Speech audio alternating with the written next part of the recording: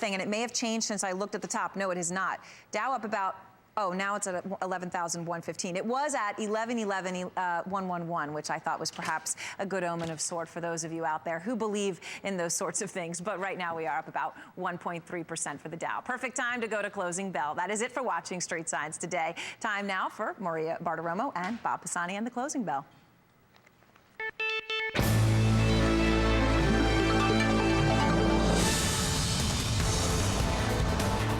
And the bulls are back on Wall Street as the final and most important hour of the trading day begins. Welcome to the closing bell, everybody. I'm Bob Pisani, in for Dylan Radigan at the New York Stock Exchange, where we've got a rally going. We sure do, Bob. Thanks. At Cnbc headquarters, I'm Maria Bartiromo. In the markets right now, a powerful rally on Wall Street for stock prices, with the Dow posting a triple-digit gain, the Nasdaq and the S&P 500 following suit. The Standard & Poor's, by the way, is turning positive for the year 2006 right now. Brokerage stocks among the leadership groups today for sure. Strong profit results from Morgan Stanley earlier. That's boosting the group. Morgan posting second quarter profits that more than doubled from a year earlier.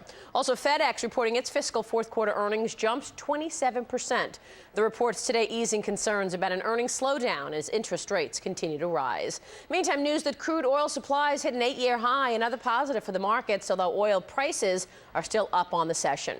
And one note, the last time supplies were at this level, oil was at $15 a barrel. Yes, that was some time ago. A couple of things to keep in mind, though, Bob. Along with these gains, we're actually seeing moderate volume, correct? Oh, yeah, that's true, Maria. In fact, though, the volume is picking up a little here late in the day. Breadth is quite impressive, 4-to-1 advancing to declining stocks. Let's take a look at some of the indices here today. Right now, the Dow Jones Industrial Average just off its high. 153 was the high for the day, and we're just off of that. Take a look at the Nasdaq. Same situation here. 2152, I think that was the high for the day on the Nasdaq. We're right off of the highs there as well. The S&P 500, same situation there. I think 1259 was the high for the day. We're at 1255 right now. Let's get more on today's broad rally. Our team is covering the markets. We've got it all for you. The New York Stock Exchange, the Nasdaq, the CBOT, and the NYMEX. First to Mary Thompson, who is our eye on the floor today. Mary? Thank you very much, Bob. You know, looking at this rally, it's very, very broad-based. There are very few pockets of weakness. If you look at the Dow's 30 components, only 3, AT&T, Pfizer, as well as Procter & Gamble, are trading lower right now. The strength we're seeing coming from the semiconductors, the oil, the broker-dealers, as well as the metal stocks today. But what I want to focus on is the transportation index. We've been talking about the triple-digit gains in the Dow Jones Industrial Average. Take a look at what's happening with the transports today. Still about 200 points plus below its all-time high that it hit back in May. But, of course, Federal Express is what's helping to drive the transport sector higher today as we look at some of the components of the Dow Transportation Index. Federal Express, of course, coming out with some strong earnings for the fiscal fourth quarter, and also raising its outlook for the full year, saying that it sees strong growth not only in the U.S. but also in the international markets. So again, the transports are one group that's very strong today. Now let's take a look at the broker-dealers, because as Maria was mentioning earlier, this is another area of leadership today. Thanks to Morgan Stanley's strong results, the company doubling its net income, revenues there rising by about 48%. We just want to end on gold because, again, it's the metal stocks are rallying. This in response to the rebound that we have seen in some of the commodities. Not only is oil higher today, but also we are seeing the metals up as well, and that's contributing to the gains in this group. Now let's head to the Nasdaq and Bertha Coombs. Bertha? Thanks, Mary. For the bulls, it's a welcome deja vu. We're getting another big rally here on the Nasdaq midweek. Last week it came on Thursday. We were at 2144. We went through that. Yesterday we saw a rally that sort of was like a sugar rush midday and really brought us back to the lows by the end. This one seems heavy with protein. And one of the things that's really moving us forward is Google. Google very strong today, in part on news coming out of the latest ComScore scores on market share gains in May. It's up to now 44% of all search. But Bloomberg also has a story on it that Bloomberg is testing a new type of cost per click action. It's called cost per action, which would mean that advertisers would pay for return on investment for every click through on an ad. Dell, meantime, is poised to break a 7-session losing streak. That's certainly helping to boost its techs. Oracle has been strong for a week now after it boosted its outlook. It does report tomorrow. We'll see if the news here is mostly in the steak or the sizzle. And finally, Teva Pharmaceuticals under an awful lot of pressure today on a story that Merck has struck a deal with United Healthcare to price its Zocor below generic pricing. Maria, back to you. All right, Bertha, thanks so much. And of course, next week's Federal Reserve meeting, a major topic of conversation on Wall Street as well, particularly in light of today's big rally. Let's get a check on interest rates right now. Rick Santelli, live at the Chicago Mercantile Exchange. Rick, what are people saying about rates for the meeting next week? Any impact from the rally we're seeing today? Absolutely. As a matter of fact, this summer solstice is the mostest for the equity markets. The S&P's behind me, or the Dow. You remember yesterday when we talked about how technically the Dow needed to close above 11,050? Well, obviously we have that.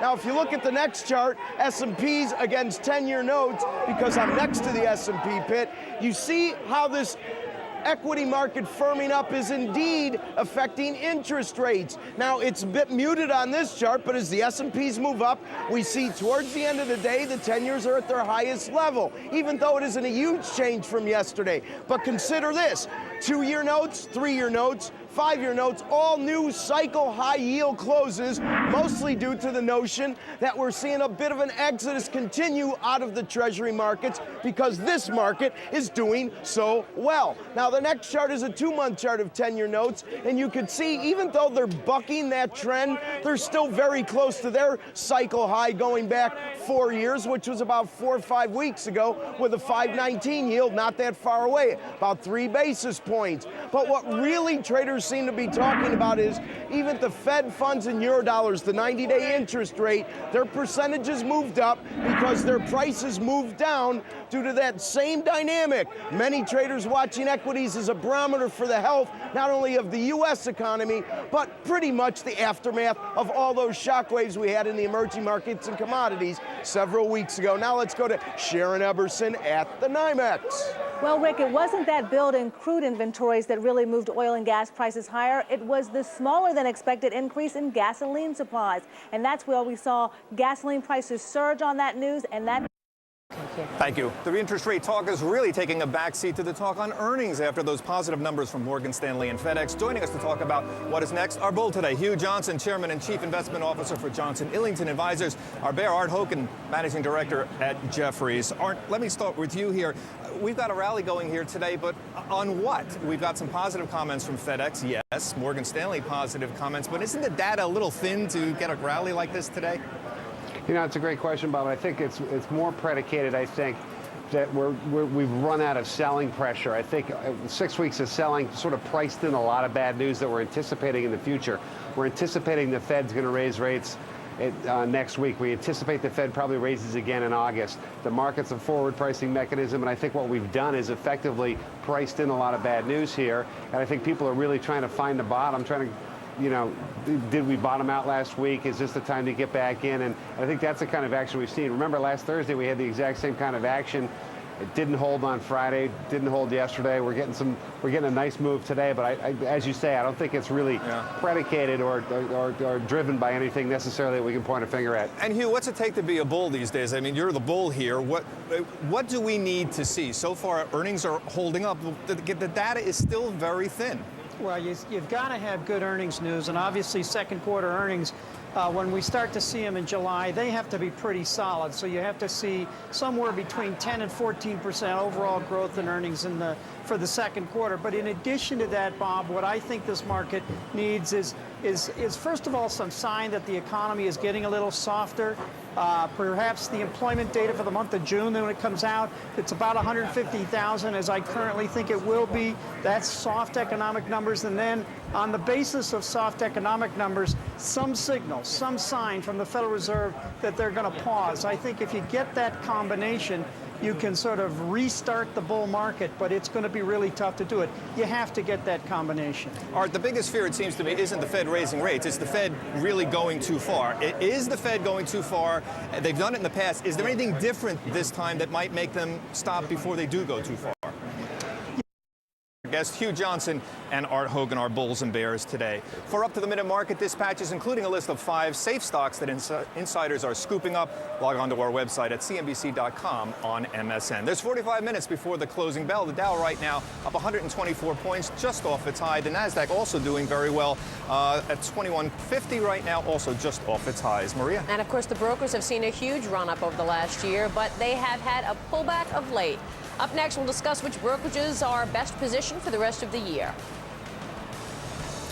The bids for Spanish language television network Univision are in. Find out if their offers were muy bien a little bit later. And then after the bell, 2 of the pharmaceutical industry's best-selling drugs are losing their patents over the next week and a half. Who are the real winners from going generic? The answer may surprise you. Find out in the next hour of the closing bell. But first, here's where the action is on Wall Street today. The most heavily traded stocks at the New York Stock Exchange. The iShares Japan Index, once again, top of the list. You're watching CNBC, first in business worldwide.